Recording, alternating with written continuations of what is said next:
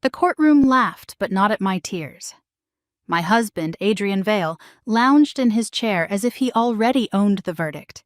He whispered, "After today, she won't get another cent." She smiled, certain of herself. I stood, walked to the clerk's table, and handed over a sealed envelope I had prepared the night before. When the judge broke the seal and read the first page, his face changed.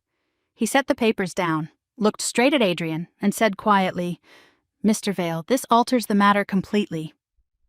My name is Claire Bennett, and I am 47. For 19 years, I believed my marriage was built on sacrifice and loyalty. When Adrian got a better job in another state, I packed our house and my career plans into boxes and followed him. When his hours stretched late and his flights multiplied, I ran the household, paid the bills, remembered birthdays, and made every holiday look effortless. From the outside, we looked stable and successful. Then one evening after he came home smelling of hotel soap and airport coffee, Adrian sat at the kitchen island and said in a voice so calm it felt rehearsed, "I think we've drifted apart." Not angry, not ashamed, just finished. He said marriages sometimes simply expire. I cried. He watched me with the careful patience people reserve for a difficult employee. 2 weeks later, I saw him across the street walking into an Italian restaurant with the same woman who was now sitting in the courtroom. His hand rested on the back of her chair. Later, after I found her name on his company's website, everything snapped into place. She worked in his office. Every late meeting, every conference, every canceled anniversary dinner had been a lie. The divorce papers arrived soon after. During mediation, Adrian turned cold and polished, like a man presenting quarterly numbers. "You'll be fine," he told me, smiling as if he were generous. "Let's be honest, I built my career myself." His lawyer did not even look surprised. The woman from the restaurant waited outside the office more than once, glancing at me as though pity were a favor. I heard friends tell me to expose them or fight dirty. Instead, I went home each night and opened file boxes. I went through old tax returns, bank statements, retirement summaries, loan paperwork, and business records I had ignored for years because trust had made me careless. Soon I found transfers that did not belong. One withdrawal became a trail. The trail became a pattern. Then I found an account Adrian had never disclosed, tied to consulting fees, side investments, and money moved with too much precision to be accidental. I did not tell him. I did not tell anyone. I kept reading until the truth felt heavier than the marriage.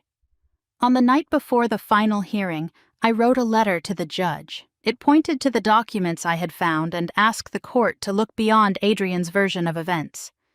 I attached copies, sealed the envelope, and went to bed without sleeping. The courtroom the next morning felt hushed, like the breath before thunder. Adrian arrived in a tailored navy suit, laughing with his attorney as if he were heading into a board meeting.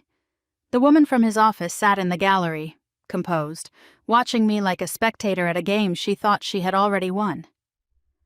When the judge asked whether either side had additional materials, my attorney rose. I nodded. She submitted my envelope.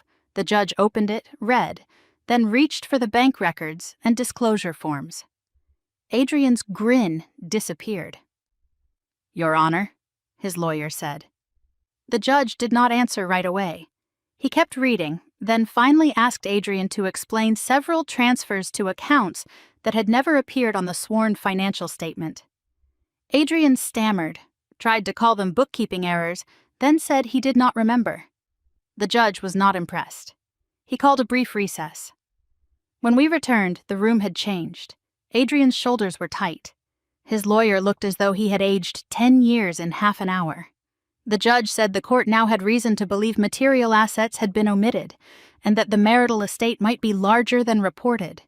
He ordered the matter reopened, the records audited, and any hidden funds traced before a final division could be entered. For the first time, I chose myself without asking anyone for permission again. Outside, he caught up to me in the corridor. "Claire," he said. And for a second, I heard the old husband voice. I kept walking. "I never meant for it to end this way."